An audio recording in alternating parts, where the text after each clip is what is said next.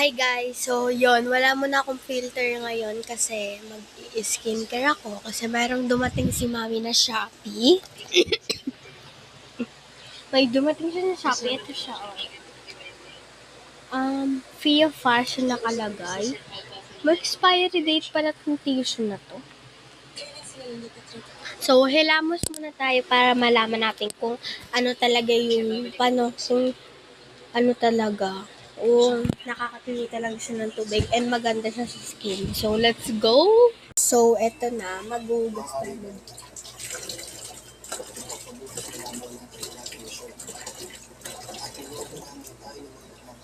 Lagi na siguro ito.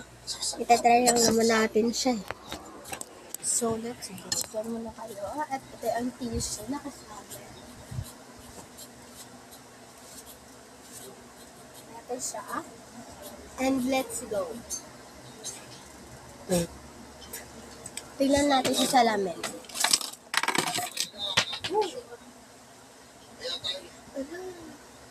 Sorry na ko na ito. Huwag niyo pansinin yung kagat ko guys kanina pa yan. Pero, hindi siya nababasa. Kapag pinunas mo siya sa mukha mo, parang towel lang. Hindi siya nababasa. Tumatawa si Mami. So, ang galing. Ang galing na lang tayo guys. So, mag-i-skincare muna tayo ngayon. Let's get. Wait. So, ito na ang skincare natin. Let's go. Bilisan natin kasi maubos tayo. Oh, natunaw na pala to. Akala ko hindi pa. So good.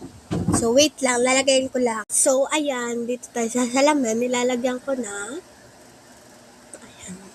Na-blend ko na siya. And ito yung ginagamit natin. Mas malinaw pala kapag nasa salamin, no? Malinaw niya. So, wait. Ayan. So, ano ko na siya. So, ipapadry natin siya ng GC Life ko. Ito ang aking GC Life na walang takip. Tinatamad na ako hanapin yung takip niya. So, let's go.